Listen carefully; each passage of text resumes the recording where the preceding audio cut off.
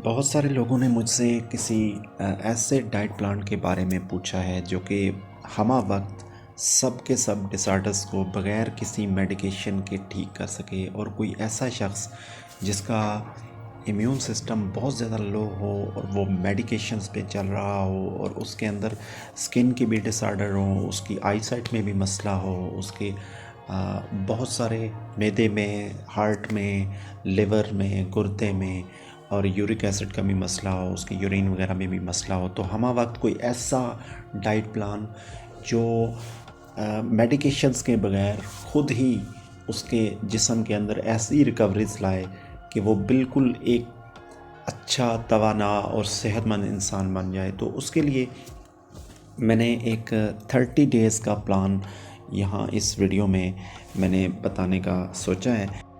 तो चलिए शुरू करते हैं। सबसे पहले हम बात करते हैं ब्रेकफास्ट की। ब्रेकफास्ट आपका जिस तरह से हम अमूमी तौर पर करते हैं, चाय, पराठा या इस तरह से कोई निहारी वगैरह, ये चीज़ें छोड़ दें।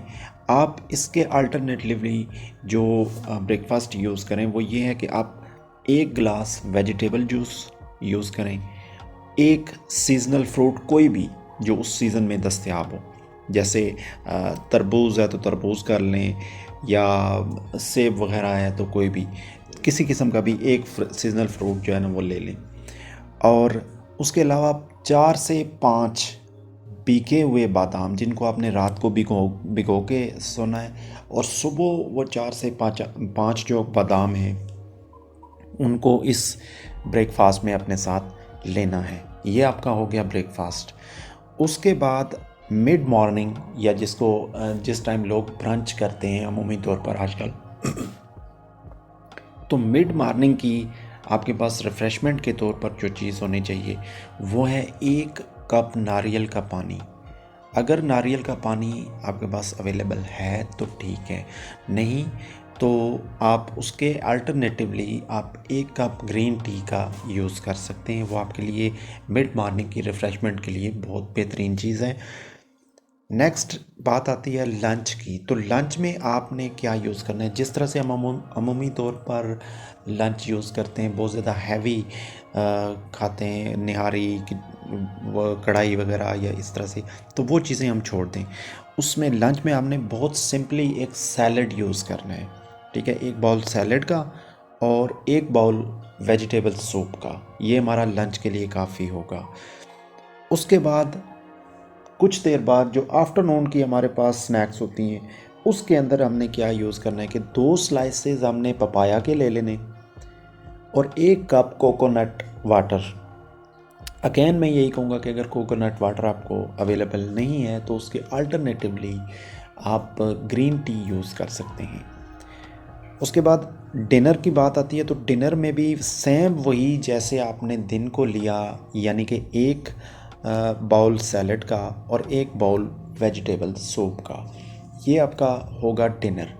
अब इसमें बीच में कोई ये जो हम आम पत्ती वाली चाय पीते हैं या कुछ चीज़ें यूज़ करते हैं, ये सारी चीज़ें छोड़ दें। यही डाइट प्लान आप सिर्फ 30 डेज़ तक कंटिन्यू रखें। और इस डाइट प्लान से होगा क्या, आपके जितने भी बॉडी के अंदर वेस्ट प्रोडक्ट्स हैं, फासल मादे हैं, जिनकी वजह से आपके अंदर बहुत सारे डिसऑर्डर्स बन रहे होते हैं, वो सारे के सारे फ्लैश आउट हो जाएंगे। आपका इम्यून सिस्टम बूस्ट हो जाएगा। आपकी जो स्टेमिना है जो बॉडी की हर चीज़ को बर्दाश्त करने की, वो बूस्ट हो जाएगी। आपकी आई साइट में अपने आप में फ़र्क महसूस करेंगे आप। और सबसे बड़ी बात यह है कि आपकी स्किन में इतनी चेंजेस आएंगी कि आप सोच भी नहीं सकते। एजिंग प्रॉब्लम है, या आपकी रिंकल्स हैं, या आपकी पिगमेंटेशन बनी हुई थी, वो सारा कुछ, और आपके स्किन के अंदर किसी किस्म की कोई मसाइल थे, जैसे कि ख़ारिश होगी, एक्जिमा होगी, सोराइसिस होगी। साथ साथ आपको इसका एक बेनिफिट ये भी होगा कि आपकी जो एक्स्ट्रा कैलोरीज आपकी बॉडी में ऐड होती थी और उसकी वजह से आपका वेट जो था वो बढ़ रहा था, तो अभी आप देखेंगे 30 डेज़ बाद कि आपका टमी, आपका बेली बिल्कुल रिड्यूस हो जाएगा। आपकी एक्स्ट्रा फैट्स कहीं भी नहीं रहेगी और बिल्कुल बैलेंस्ड फैट में आपकी बॉडी रह जाएगी, बैलेंस शेप में होगी, और आप अपने आप को बहुत फिट महसूस करेंगे।